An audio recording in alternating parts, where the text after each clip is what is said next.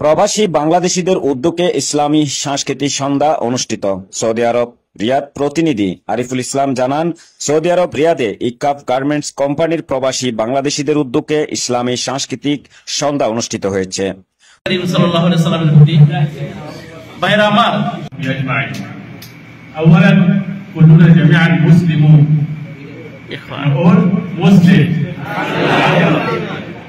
মহিউদ্দিন মুন্সির সঞ্চালনায় কোম্পানির floor in charge Abdul Alim এর সভাপতিত্বে প্রধান অতিথি ছিলেন ম্যানেজার মোহাম্মদ আহমদ আবুজিদ। বিশেষ অতিথি ছিলেন রিয়াদ কমিউনিটির রাজনৈতিক, সামাজিক ও গবেষক মাওলানা ফিরোজ আলম, সাইফুল ইসলাম, জাফর আহমেদ, জাকির হোসেন, আব্দুস সালাম। বক্তব্য রাখেন কোম্পানির মসজিদের সাবেক ইমাম ও বাংলা 52 নিউজের সৌদি আরব প্রতিনিধি আরিফুল ইসলাম, নিউজ 24 রিয়াদ প্রতিনিধি রুস্তম খান প্রমুখ।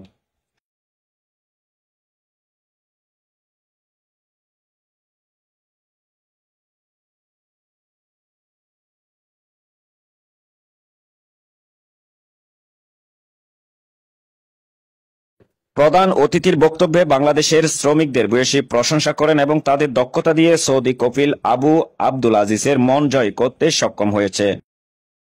বাংলাদেশি শ্রমিকদের এই ধারাবাহিকতা অব্যাহত রাখার উদাত্ত আহ্বান জানানো হয়।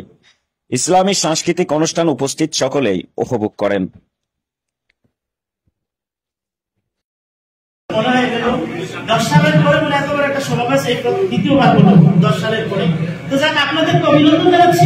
কারণ আপনারা আছেন, মহিউদ্দিনের তাকে সারা দিয়ে যাবেন, কোরআন হাদিস শিখবেন। তার যত ধরনের কমতি থাকুক, আমার পার্শ্ববর্তী ভাইটাকে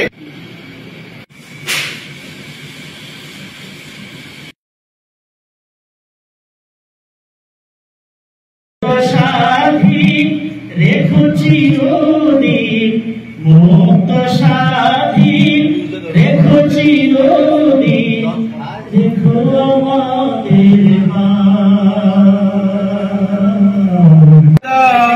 সরল পথের দাও দিশা দাও, সরল পথ দিও না মোদের, অসীম সীমাহীন।